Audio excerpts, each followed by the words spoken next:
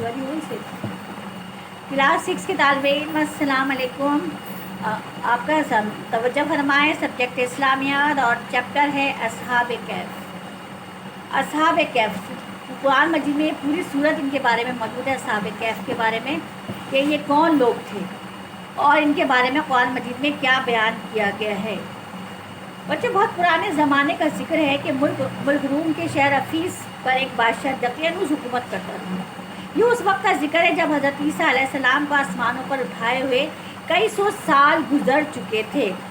लोगों ने उनकी तालीमात को झुटला दिया था। दकियानूस भी बुत परस्त था और बुत बनवा कर लोगों से ज़बरदस्ती उनकी पूजा करवाता था। हर तरफ बुराइयों का दौर दौरा था।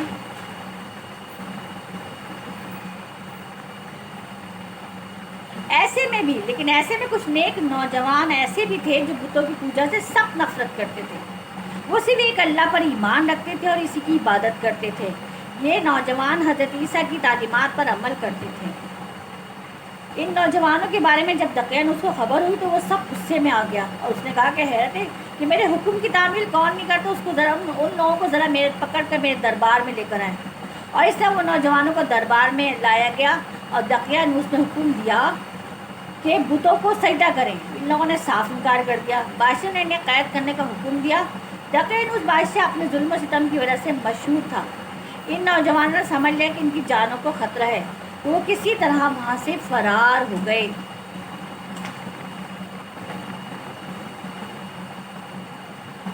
कहा जाता है उनके बारे में कि वो एक दूसरे से नावाकिफ़ थे, मगर इत्तेफाक से सभी फरार होकर एक पहाड़ पर जा पहुँचे।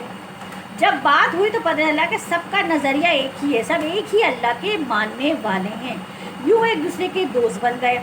इनमें से एक के साथ एक कुत्ता भी था। कुत्ते का नाम कतमीर था। जिस जगह ये लोग जमा हुए इस जगह का नाम रकीम कहा जाता है। बच्चों, वो नौजवान जिस पहाड़ पर जमा हुए वहाँ एक कुशादा गार भी था। बादशाह के खौफ से वो इस गार में छुप गए कि कहीं बादशाह उन्हें देख न रहे या बादशाह के सिपाही उन्हें तलाश करते हुए ना आ जाए, तो वे गार में छुप गए। अरबी ज़बान में गार को कैफ कहा जाता है। इसलिए कुरान मजीद में इन नौजवानों का असहाब कैफ या असहाब यकीन के नाम से याद किया गया है। गार में छुपने के बाद उन्होंने अल्लाह से अपनी कामयाबी की दुआ की। अल्लाह ताला ने उन्हें अपनी ख़ास रहमत से नौजवानों पर नींद तारी कर दी और इस गार में सो गए। बच्चों, वो लोग सोते रहे, उन्हें ताज़ा हवा पहुँची नहीं ताकि वो ज़िंदा रह सकें। सूरज निकलते और गुरूब होते वक्त धूप इन पर बराह रास्त ना पड़ती।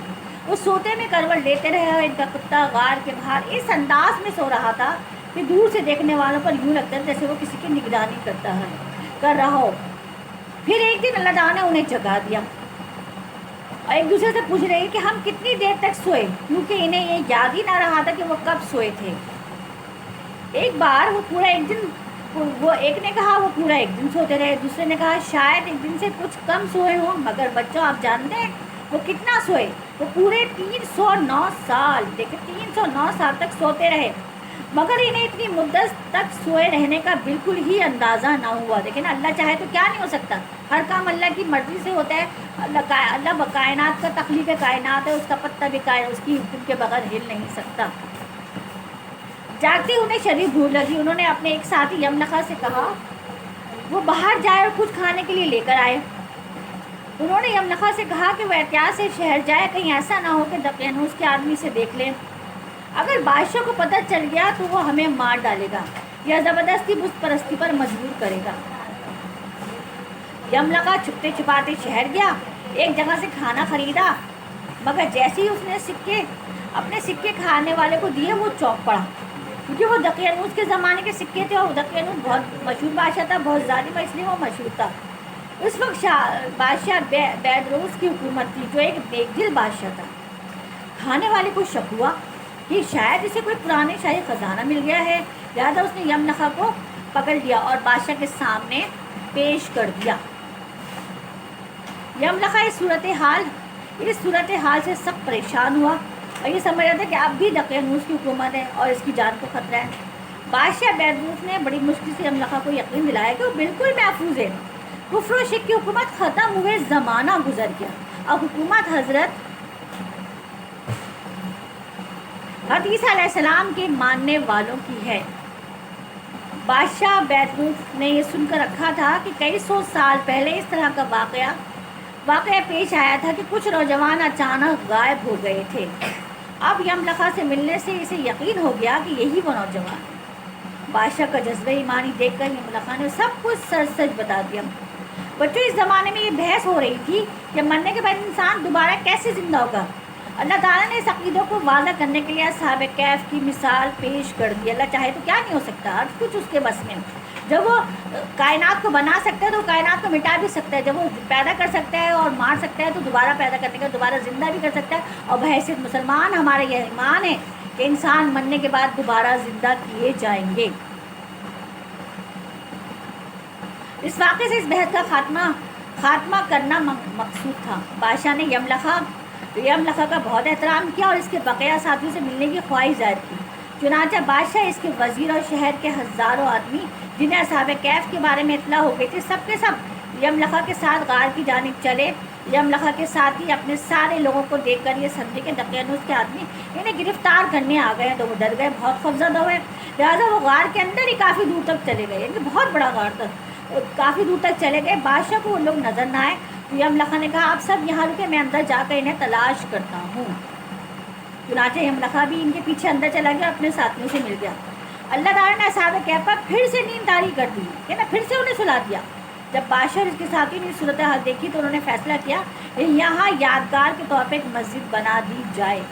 دیکھیں نا، یہ جو آپ کو نظر آ رہی ہے، یہ ان کی یادگار ہے، جو نظر آئے نا آپ کو بک میں بنی ہوئی، یہ ان کی یادگار ہے اصحاب کہف کی۔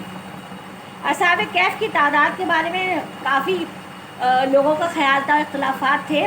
قرآن پاک میں اللہ تعالیٰ نے فرمایا، اس کو وعدہ کر دیا اللہ تعالیٰ نے، کچھ لوگ تو کہیں گے وہ 3 تھے، چوتھا ان کا کتا تھا، کچھ کہیں گے وہ 5 تھے، چھٹا ان کا کتا تھا۔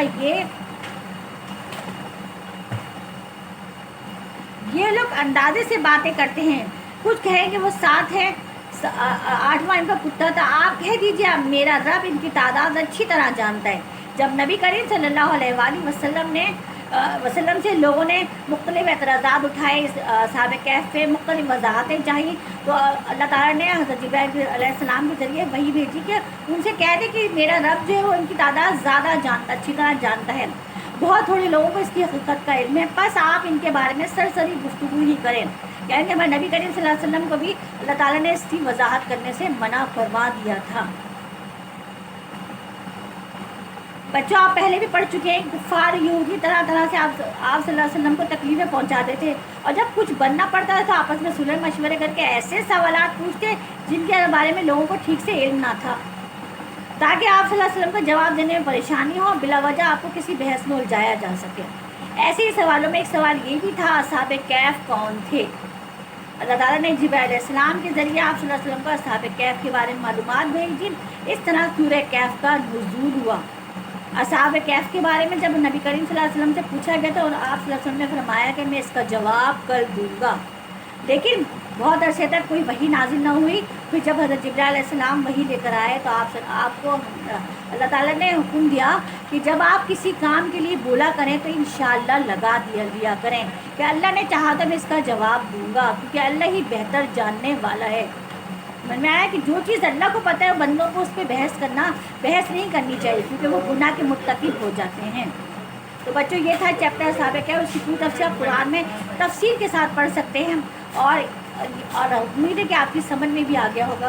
اس لیے اجازت دیجیے، اللہ حافظ۔